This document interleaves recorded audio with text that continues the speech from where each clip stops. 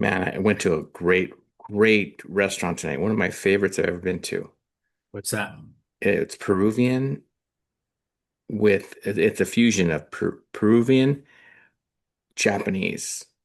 Okay. So it's called, I'll tell you the name of it because it's so amazing. Akashiro. It's in Fullerton, Akashiro. And dude, it's like you're eating these these rolls, but there's like something more to it, like Peru, like span, like Spanish feel. I don't know how to say it. There's a well from Peru, right? It's like you're Latin America hitting Japanese. It's not overpowering. It's so tasty. Anyway, my new favorite restaurant right now. It's very expensive though. Excuse me, very expensive. But worth it. You'll eat it, you'll go, wow, this is an experience. It's having an experience. Hi, everybody. How you doing? I hope you're enjoying this channel. If you are, press like and subscribe. Pod and deliver, and we'll see you soon. Bye-bye.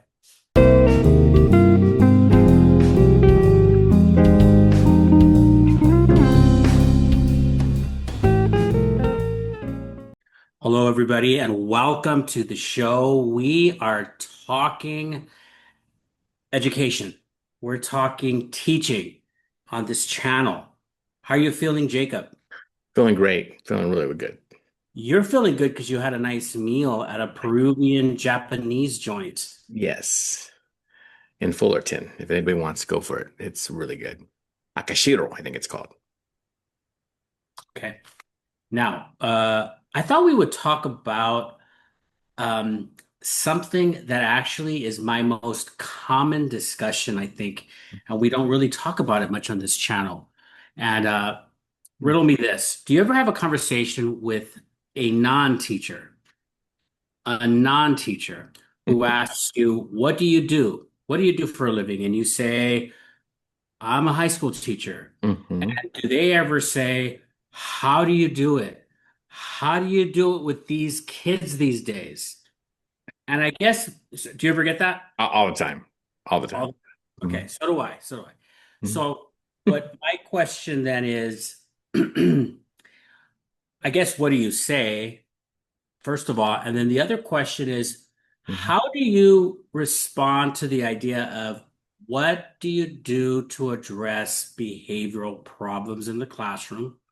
And then after you answer, I want to talk about what America does. Let's see how close you are to a tip, what the educational system is trending these days on this issue. Um, and I'll give you my response. I mean, I'm not going to give you anyway. I'll shut up. What's your response, Jacob? Oh, that's great. Yeah, first off, when people ask me, hey, you working as a high school teacher, that must be tough, and I go, well, every job has its difficulties, right? And of course, classroom management is, as you know, Ruben, it's a part of our teaching, but I believe it's not as big as it was when I taught middle school. And I think you taught a little middle school at one time, I believe. I might be wrong. But for high school, and I don't know if this is fair, but I would say in the last 5 to 8 years, I really have had like almost zero behavior issues. But then I start asking myself, why is that? Why don't I have behavior issues? And I think there's a couple of reasons. One, let's be honest, I'm a little older. I always think that maybe students look at me as this is an older guy. Let's not mess with him. I might be wrong, but also I think it's also the demeanor I have when I see when bad behavior happens. I just think of actually a couple instances that happened this year. I have a couple of choices, and we all have choices. One is we could send the kid out and say, "See you later. Go to the dean. Bye." And I know teachers would do that. Okay, and I'm not here to say, "Hey, that's the worst thing to do." I don't do that, and I think it's been helpful that I don't do that. What I do though is I do talk to the student outside for a moment. I'll say, "Hey, let's go outside." I don't try to make a big old scene either. If I see the behavior, whatever it is, I say, "Okay, let's just go outside and talk for a moment." So I have the students doing whatever they're doing, and we just talk out there, and I just ask them what's going on. And sometimes they're having a bad. You realize, oh wow, they'll tell you right away, oh man, my mother got me to school late. We had a fight.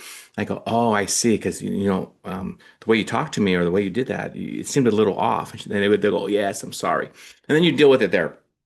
Now, obviously there might be situations, and there have been a couple in my career, especially I could say in the last 15 years, there are a couple times, very rare, where you go, oh, this is I can't help them at this moment. They need to be separated from the rest of the class. They may have a little timeout, so I'll send them to our dean.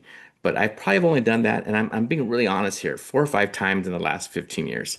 But again, I think it all stems from just sitting, taking them aside, talking to them, but also, and I think you would agree with this, Ruben, talking to them the way you want to be talked to, you know.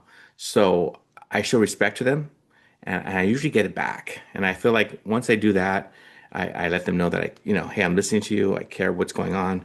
I feel like I'm able to de-escalate that situation, and I usually have no issues with those kids. And to be fair, I do teach older students, like 11th and 12th graders, but still, I usually don't have any problems. I guess I hear from you a couple of different thoughts, the different strategies. One of them being you have an ongoing principle to not just send somebody else your issue or your, I don't want to say problem because our students aren't problems, but a behavioral issue with the student. You're not farming it out. You're keeping it in house.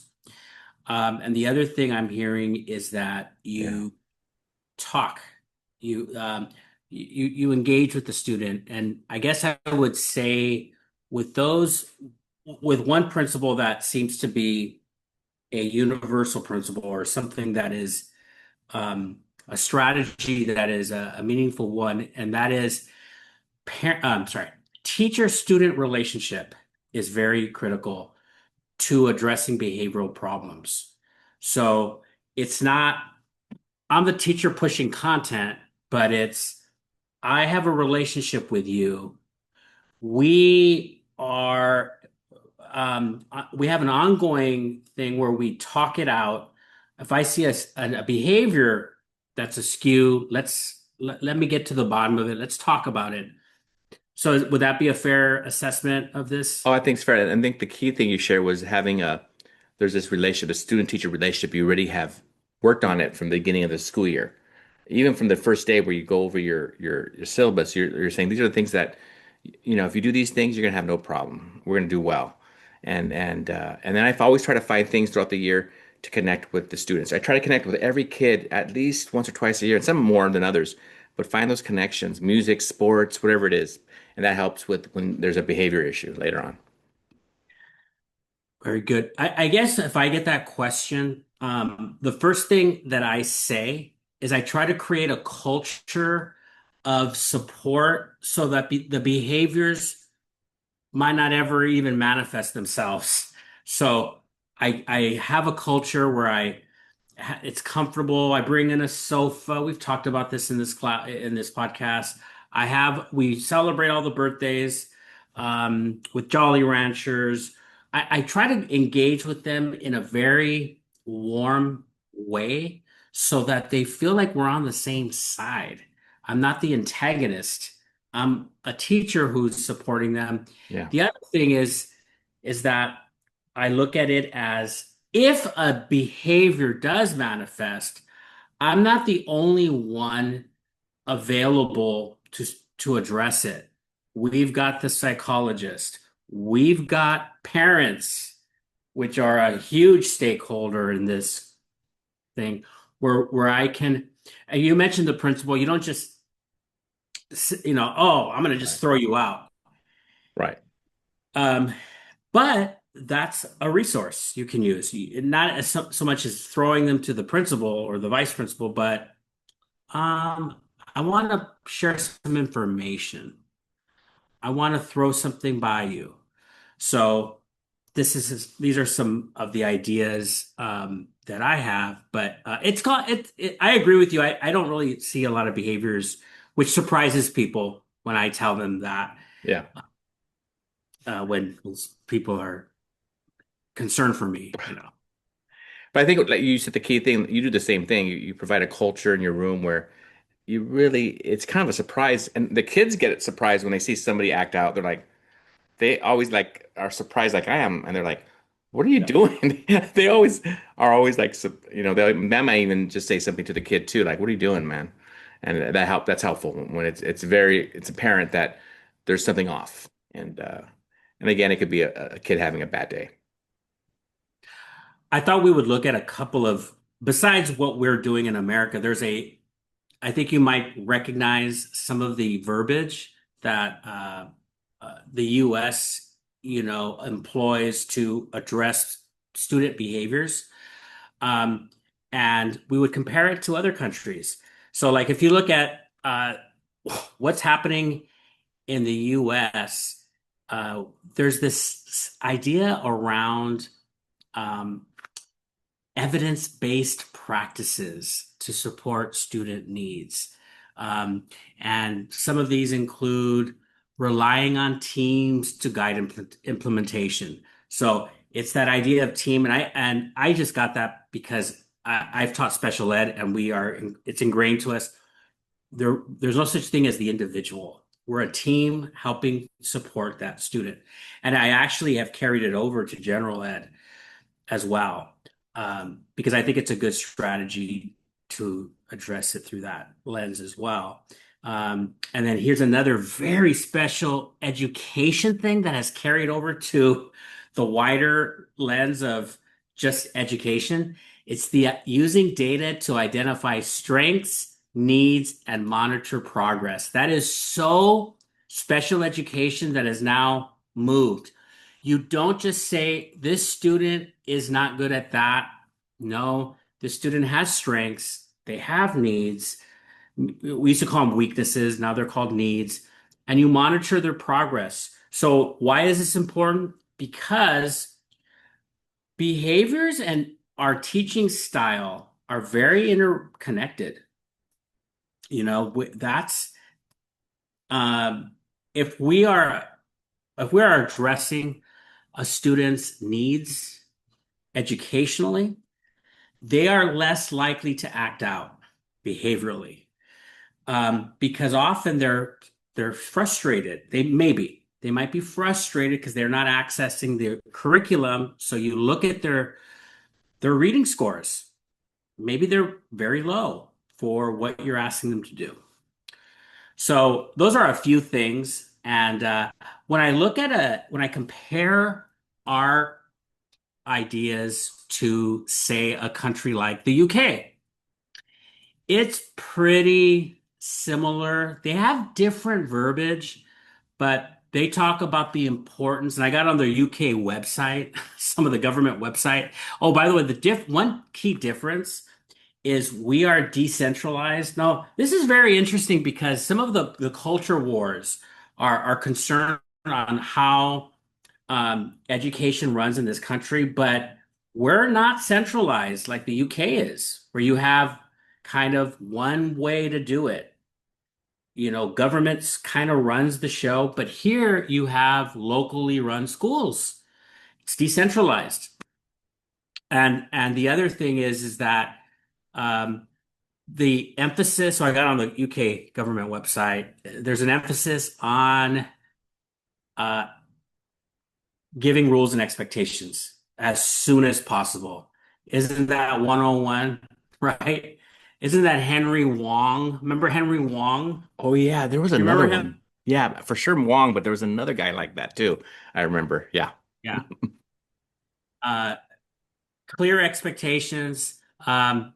I like this one. They talk about not allowing pupils to work out what good conduct is like, but to explain to those who don't know what good conduct is like.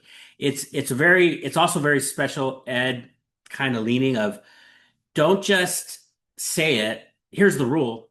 Explain what that means.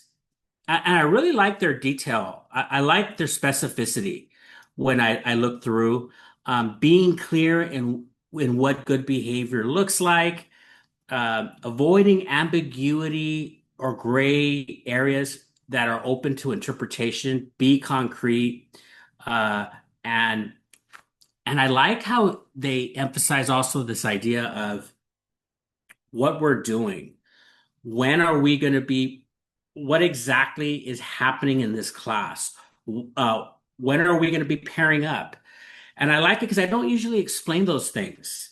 I don't usually think about explaining because I'm always into like getting through the get the content in, but sometimes students need to understand the justification of why we do these little strategies like pair shares or group work that we do in my class we do it very often. And so any thoughts about any of this that I'm talking about? No, no, it's interesting that when you share about the UK that it's not like inventing the wheel or anything. It's a lot of things that we do here, but it's good. It's good to to rethink that and then okay, how am I doing? It's good to assess yourself, I think, especially at this time of year, to see, hey, where am I at? And it's interesting to, like you mentioned, these countries like the UK that are really look at the same things that we do, and they have kids just like us. They have good kids. They have kids who could be a little, troublesome. But again, but if you have a situation where you're organized and you have you have a system going on, kids want or they want that. They want to know that they're going to go to this classroom and it's not going to be chaotic. There's going to be organization, even if it looks like A to B, like this person picks up the work or whatever. It's okay. They love that kind of stuff because it makes them feel secure. So I think it's great. Absolutely. So, and I think we have I appreciate their system and at least what I know of it and their description. I also do like the fact that we're not so centralized. I like that we have unique school boards, districts. We can compare to others, and it's not one size fits all.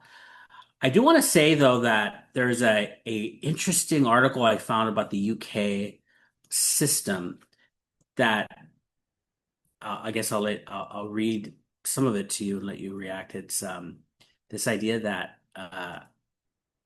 there was a concept there's this reality of that post pandemic. The challenges in the UK include increases in physical assaults, threatening behavior, and verbal abuse towards teachers.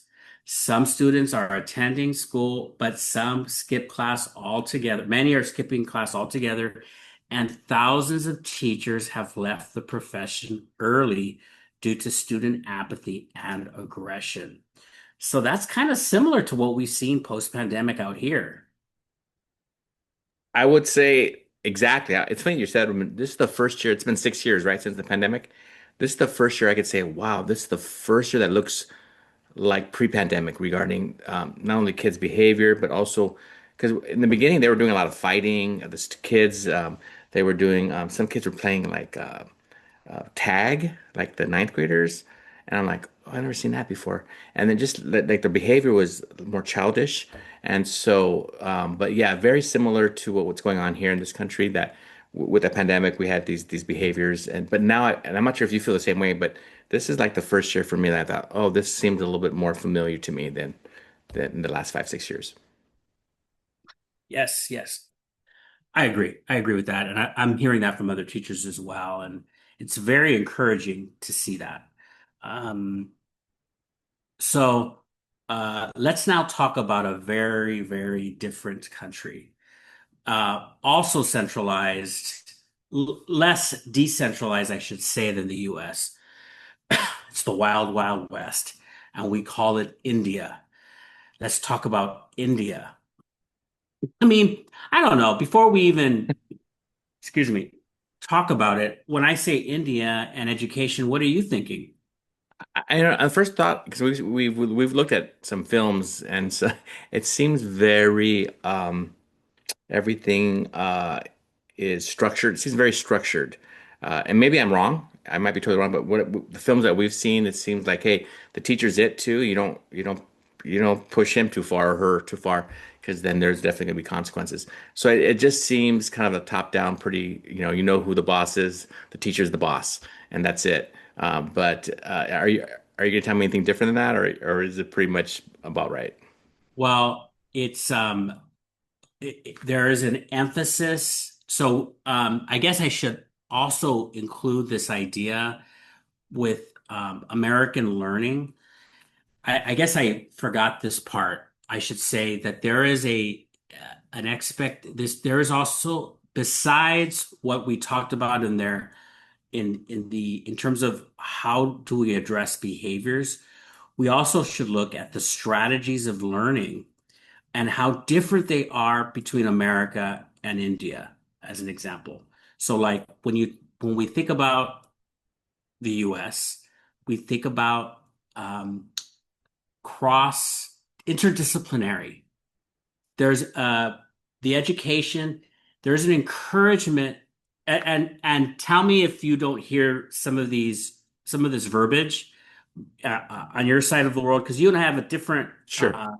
experience. Not, it's not exactly the same, but we're both teaching in the US, so there's some overlap, I'm sure. Hmm. This idea of interdisciplinary. Hmm. There's also this concept um, of positive behavioral interventions and Okay. support. Okay. And there's also this. So does that ring a bell? This first of all, this idea of interdisciplinary, where you have like you're not just teaching English, but you're asking what history, how you can implement history into your curriculum. Oh, Does that for ring a bell? sure, for sure. And even now, at least in my school, we have the English and history department. Teachers work with each other a couple times a Yes. year, just to see where we're at, and also what can we do to help each other out regarding the writing, and we're on the same page, on the Yeah. way, structure an essay and so forth. Yeah. Okay. This is how I wanted to phrase it. India has rote learning versus America experiential exploration. So it's very much you can see the difference between the two in the sense that American classrooms are more maybe creative. The experiential includes debates, fieldwork, science labs. I know an even more uh, progressive schools really encourage students to leave the school altogether and find internships, right? And now, have you heard about things like this idea of experiential learning? Yeah. I mean, I think I'm not sure if I mean, and you correct me if you think I'm wrong. I'm not even sure if it's always been taught to us to do it that way. Maybe it has been, but I'm trying to think of situations.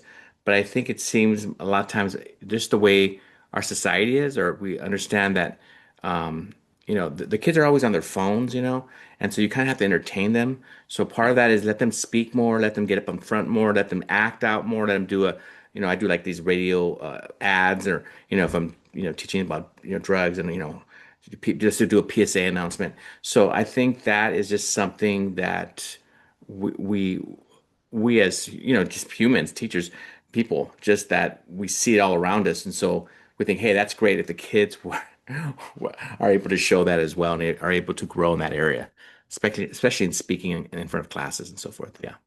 Yeah, and I feel like, at least in my experience, it's been a heavy emphasis for student run presentations. The language is, why are you up there so much? Why I'm not saying I get that personally, but I hear that from other teachers, and oh, I got review. And so for me, I cut that at the head, I made sure students are speaking, and it's great. It's just it makes teaching so much more alive, and students get nervous, but that's fine. Yeah. Debates, Socratic seminars, as opposed to the Indian model of the rote memorization, where that's like a no-no, right? Yeah. Out Yeah. here, we're not supposed to do that. Yeah. Don't have them just sit there and memorize concepts. Yeah. Does that mean they learn it and things like that? I will say though that, oh, what were we going to say? Well, it's funny when you're sharing that. I'm not gonna say who this is, but there's a teacher that popped in my head. Did a lot of rote stuff, and a lot of teachers would criticize him, and or mostly behind his back, I think. And they were like, "What is he doing? Why is he having him memorize this and memorize that?"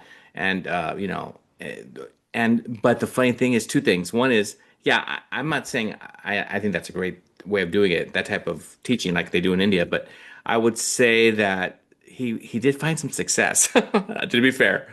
I'm not saying it's not, yeah. 100%. Yeah. As I was going through this, I Hmm. don't want this to sound like I'm judging the entire country of India, which has supported our channel very much. I don't mean it like that because I agree with you. There's something that we could take from that for sure. Like there's some lessons there. For sure. And by the way, we looked at Spellbound on this channel. We reviewed that movie, and that's a Yeah.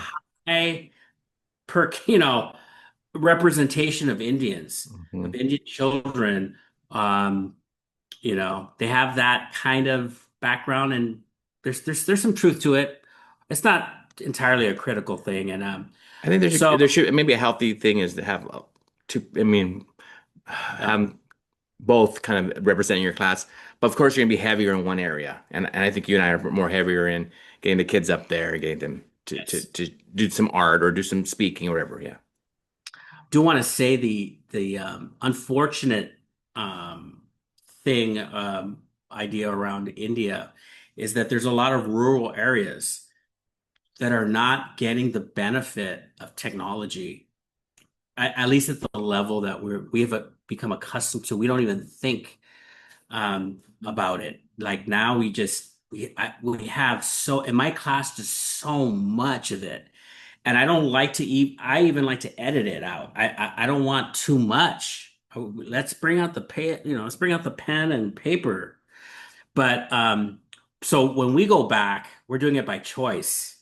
But they're not going back. Some of these villages in India. So I just wanted to say this will be one of the last things that really interesting reflection by this teacher in India says that the method of classroom instruction in India is mainly textbook based, lecture based. Teaching aids available to the teachers are Blackboard and chalk. I want to repeat that. Blackboard and chalk, Jacob. I haven't seen when's the last time you saw a blackboard? I'm not lying to you. Maybe about 30 years ago. Okay. Yeah, about 30. I, Mhm. I couldn't believe it. This article is roughly 10 or so years old, so I Mhm. did some research more and they're kind of saying, yeah, nothing's changed. Not much has changed. Mhm. Not a lot has changed since this article Mhm. came out. Students are expected to follow the lectures and complete tons of homework all by themselves, leading them to cram a tremendous amount of information by heart. So there you go, that information by heart. I was pained to Mhm. see a majority of students fail to. Okay, so there's a lack of computers, books, dictionaries, education audio, CDs, projector systems, relevant Mhm. videos like in the US. And as a result, you have a disengaged, some students will be disengaged and apathetic. So those are some of those behavioral issues that they see. But That's interesting. those are some of the things that we've seen that are going on in the world. But Mhm. kind of makes you grateful for what you have, you know? It does, and also the cho I mean, like really, most I think administrators they definitely have. Every school has their goals and where they want to go to, but there is that element I think still happening in most schools where they give you some leeway of being yourself and be able to teach um, what you need to be teaching your curriculum. I don't want to say it the way you want to, but at least to let your personality be part of it. And it might be more a little heavy on. I don't want to say heavy, but it might be leaning more on lecture and like that, more than maybe the group activities and oral reports, things like that. So I like that idea that we have a little more freedom. I guess that's a better word, more freedom. I I think sometimes you need the direct instruction. You do need the lecture sometimes. So we're not throwing the baby out with the bathwater. For sure. I love it when students will say, because I have a lot of students give presentations, like let's say AP Lit, Hmm. the students, every student gives a different poem or a Hmm. short passage lecture, not lecture, but presentation. And then once in a while, I'll like throw myself in the mix. I'll put myself in the playlist, but they won't have seen me in a while. And then I go, I'm doing it today. And they're like, you are? It's nice to go, oh my gosh, they get happy. And I really think that's Good. interesting. Yeah. Like they're happy to see me doing it Mhm. because they haven't seen me in a while. Right. Give that type of presentation. I go, this feels right. Where they're not Hmm. just tired of the same, oh, this guy talks to, I hear them talk about other teachers. I'm like, Right. I Right. don't want to be that guy where they're tired of my voice. I've been a student where I'm like, I need a different Yeah. voice. Yeah. So that's the value of hearing students present. They Hmm. get the appreciation of different voices, which I think Hmm. classrooms need. Yeah. Any final thoughts? No, I think this has been a good conversation. It's making me think about. I mean, I know we're at the summer right now, but making me think about the fall, and then just to just to remember where the kids at. You know, like you mentioned, like a lot of these kids get bored if you're just lecturing at them, but to remember that, hey, how are these kids? You know, some kids learn really well with group activities, and some might, tend to be a little more lecture. So kind of get starting to get to know your kids. So when you're putting your lessons together, you say, okay, well, let me go in this area a little bit more because I know my kids. I think that they're going to get more out of it. But yeah, it is making me think, and I think it's a good thing. And whoever's watching this episode, maybe this will be helpful to you as well. And let us know how you think. Be interesting to know. Absolutely. Thank you for tuning in, everybody, and we will see you next time. Bye bye.